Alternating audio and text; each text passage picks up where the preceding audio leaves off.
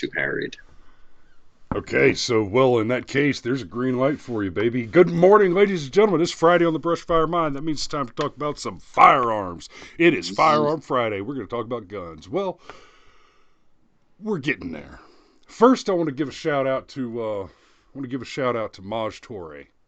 Um, I we met Maj at the NRA event in 2017 when we got our when we when we first became what could be considered legitimate legitimate journalists. So, quick little side story. We went to that NRA thing. We got our White House press badges. We've mentioned that on the show before because that's a pretty big feather in our tiny little hats. I need to get a tiny little pork pie hat. I wear like a fascinator just to make a joke about being a giant. But we got our NRA through the NRA. We got our White House press badges for that event. So, as some of you may remember, 2 weeks ago now, I did some on scene reporting with the Rockdale County Sheriff's Department doing their gun buyback. Well, when we got there, my in-laws are in town visiting, so my father-in-law was kind enough to come out and give me a little slave labor as an unpaid cameraman. I fed him, so but he came out and ran the camera for me that day. Well, we pull up. There's nobody anywhere around except for the sheriff's deputies setting up their little event. We pull in and we start setting up a camera. Um, well, I threw my press badge on before we started doing anything, and the one of the sheriff's deputies comes over and says, "So who are you with?" And I tell him, we're Brushfire Mind. We do political analysis, primarily a YouTube channel, but I mean, we're a publishing we're well, not a publishing company. We're a production and journalism company. Um, excuse me. And he says, "Well, are you a legitimate?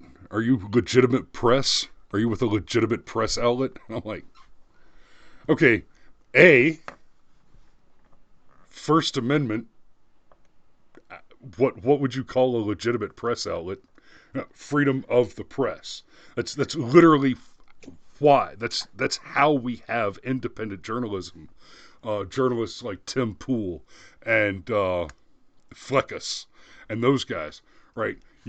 There is no credential under the law, nor can there be a credential under the law which determines that you are press.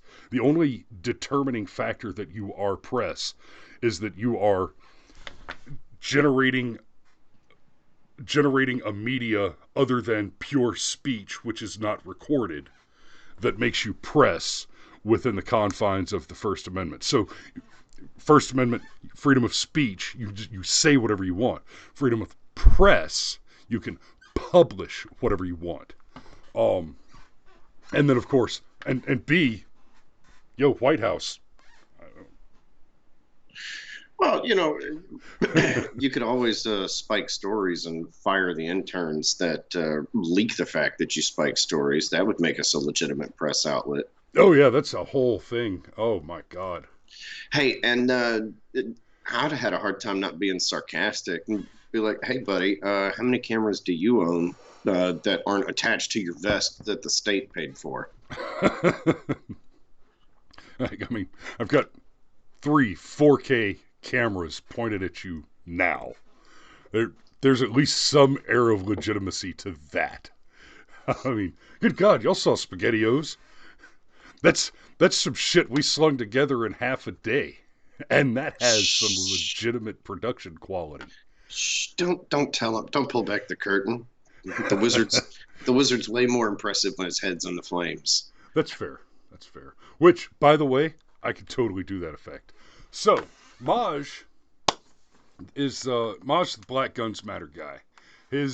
A big part of how he got started was by doing a bit of activism to spread the message that the best thing that blacks in crime-ridden inner cities can do for themselves to improve their lives, improve their safety and security, is to arm themselves, as is their God given and constitutionally protected right. Yes, self-education and get armed. Do it legally. Learn your firearm. Learn the laws surrounding firearms, and hey, maybe continue reading books even past that point. Like, this is Maj. All gun control is racist. And while I don't think our institutions themselves are inherently racist, I do think specific laws are racist. And since gun control laws have a tendency to adversely affect poor minorities, it's kind of hard to argue with his logic. So, yeah. Well, So, unfortunately, so Maj, hey, grats, bro, on winning the primary back in May, but he did not make it through to the city council in the election on the 5th. So that was Monday. So general election on the 5th, he was defeated. And hey, Maj, keep rolling, brother. And if we can do anything to help, let us know. yeah, you have people in your corner all over the country, man. You really do. Yes. Keep Hell doing yes. what you're doing. Books and guns, they're good for you. Yeah, they're I like mean, vitamins. brother, if you just need another trigger puller on your team to make sure you're safe in downtown Atlanta the next time you come through, give me a call. You've got my number. I've got your number. Let's talk. But I was heartbroken to see that you didn't make it through here. But hey, hat in the ring and doing something about it, we appreciate that, and many of us could learn from your fine example. So, it is Firearms Friday, and what we generally do on the Friday is we want to tell some stories. So let's have us a peek. See, hang on just a second. While Chris is getting that together, let me just reiterate the rules for Firearms Friday. What we do is we find a story from the previous week. So when we go off the air today, that's when the clock starts, and we find a story from today, up to next week, and we feature that story because a common misconception in the media is that good guys with guns is just a fantasy. It's a thing that almost never happens, where in fact it happens so frequently that we had to include a whole layer of extra rules just to make it challenging. There is literally not a day that goes by in this country where a crime is not prevented just by some armed citizen brandishing their weapon. They don't even have to pull the trigger and the crime is over because criminals don't want resistance. So the thing that we look for specifically are our DRTs because those tend to be the rarest. And yet, despite the fact that they're the rarest, what are we up to? Like 15, 16 weeks in a row now of having a DRT?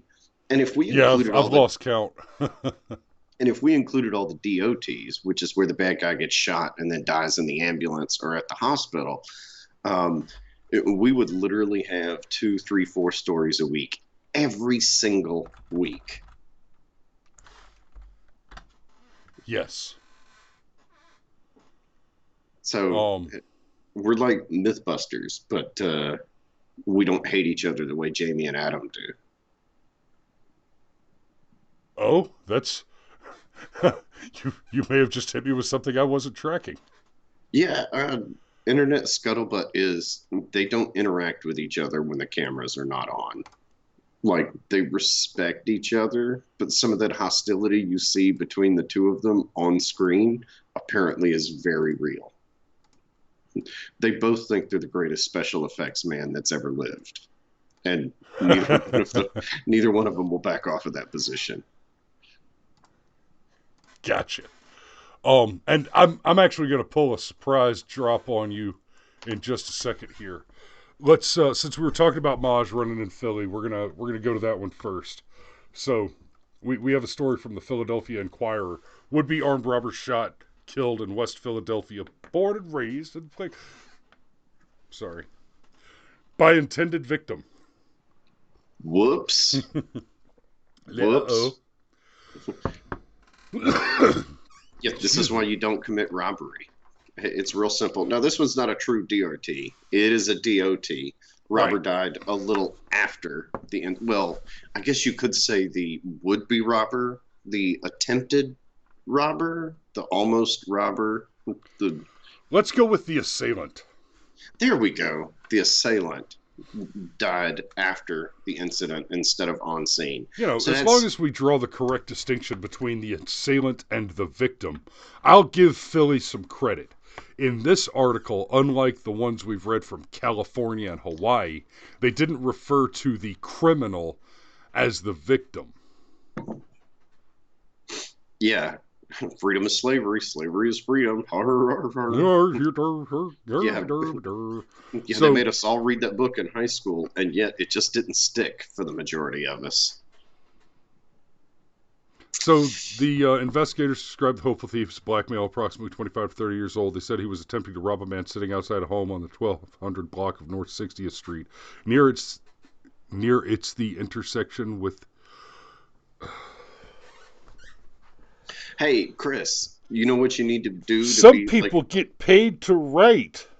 hey, look, not only this is how you become a legit journalist. You just need a bunch of typos. Apparently. So anyway, bad guy dead. Good. And okay, points to Philly.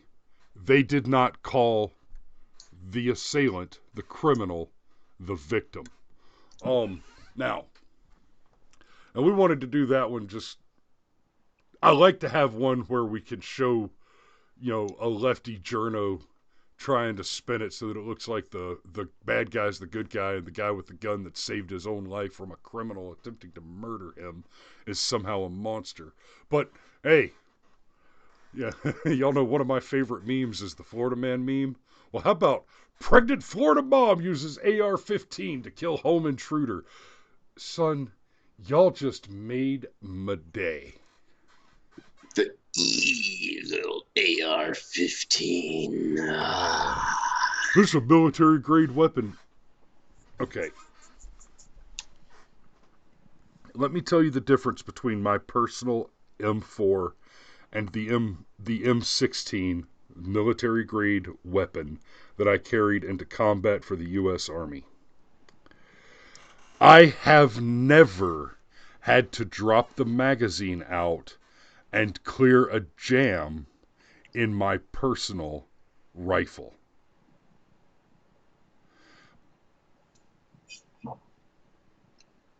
I keep my guns clean. I take good care of my equipment. And this was also true. In fact, it was probably doubly true while I was still active duty and dealing with my actual combat firearm.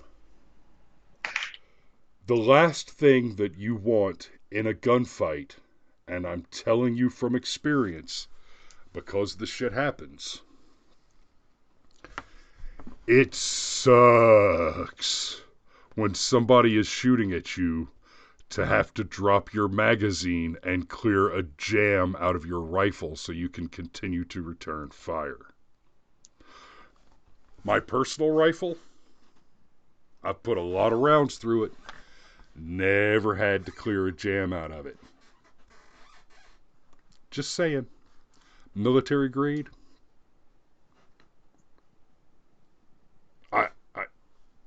Yeah. Given my druthers, I would not carry military grade hardware into combat. I Given my know. I've druthers, seen me do it. given my druthers, people would actually be allowed to own, Tommy guns and stuff like that. Like just. Oh God, 1,500 rounds a minute of the Lord's caliber. Yeah, and and I don't know if you've ever actually held a. I know you have, but anybody out there, like if you've ever actually held a Thompson with that giant drum on it, it's a rather unwieldy weapon. It doesn't work quite the way that they show you in the gangster movies. But the most important true fact about the Thompson M1A1 is that it gave us the 357 Magnum. Hello. That's Jesus. That's everybody saying good morning, Yeah, Lowry. apparently. That's clients asking to give me money, which okay, but Say yes I'm to that. busy. I'll get my money later.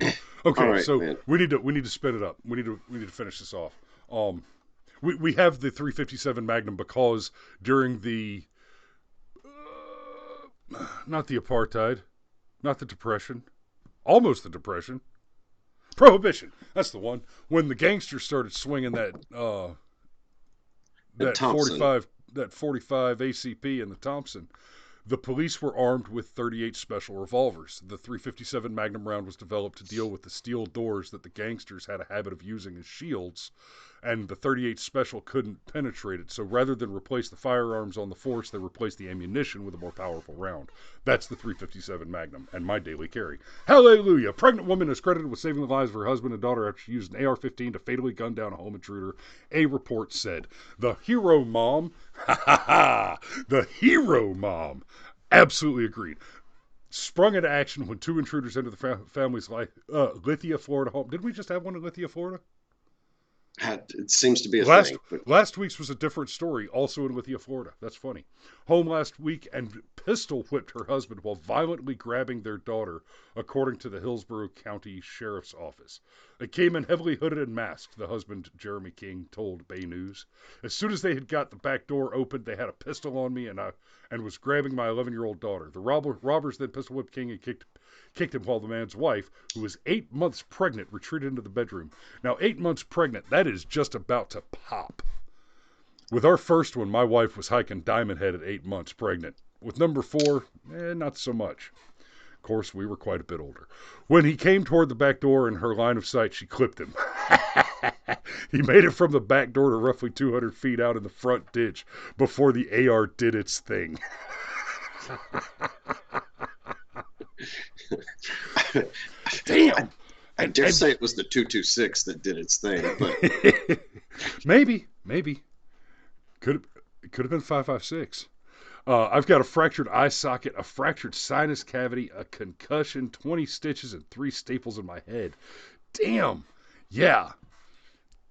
She needed to put that old boy down. And the sheriff's office added that the firearm was in the home legally, lawfully, correctly. yeah. So when they say that the AR-15 is not the ideal weapon for home defense, maybe not going to engage in that debate. But it damn sure was the right gun for this job. That's for sure. Like, Chris, seriously, how much do you think they shit their pants? Oh, yeah. Like they thought they had this thing figured out. They're like, okay, we're gonna bust in, we're gonna kick the shit out of Dad so that he can't fight back, and we win. Well, no, no. Turns out AR-15 wins. Yes. And hey, I would rather come around the corner to a shotgun than an AR-15. Now, the shotgun, if it's loaded right, is more likely to kill me. But with given the two options, there's a chance that I get the birdshot barrel first. And I'm doing a little bit better than having that little 223 rolling around in my gut. We're just making a nice, nasty exit wound on the ass end. All right, and I know you got to go, so we're not going to give this as much treatment as I would like to. But we talked about this a couple weeks ago, and this is a pretty recent occurrence. I wanted, I want us to talk about this one more in depth when we can later, but I'm going to skip ahead a little bit. This is security footage. You got the criminal comes in.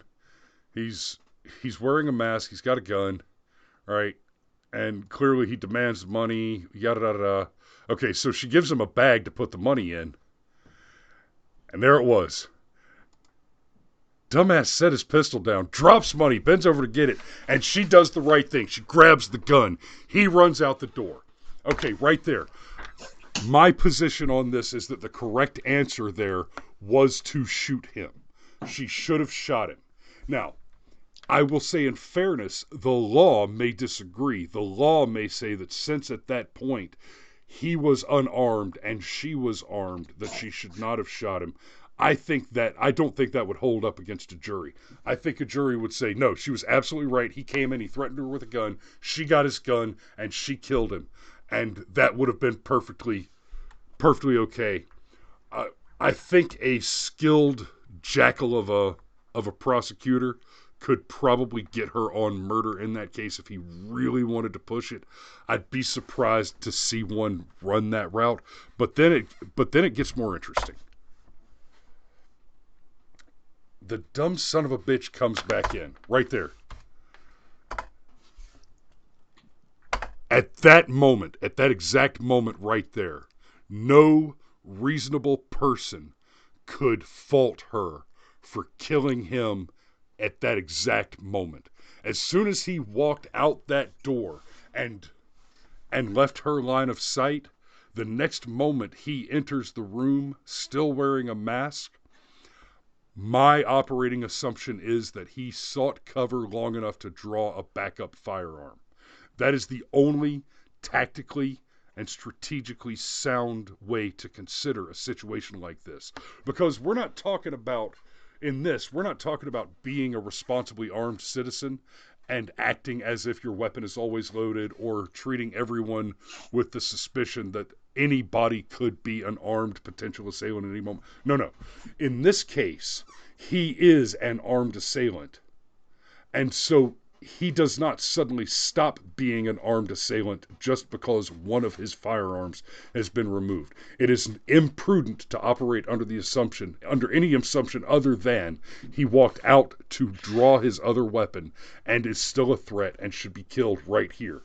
And it goes even further. He comes at her at the desk, starts demanding his gun back. Right there. That right there is the moment where it is the absolute clearest that there is not a correct answer, which does not include him going to hell with a gaping, sucking chest wound. Yep. Well, But she let him get away. Morning. She let him get away. So, unfortunately, we might revisit this one. I think I just gave it a pretty solid treatment, but Cameron's got some places to be, and like y'all heard the text messages, I've apparently got some money to go collect. So, good chat, good show. Y'all be safe out there. It's time to go to work. All right, man. I gotta fly. Yeah, brother. Be safe out there. We'll see you soon.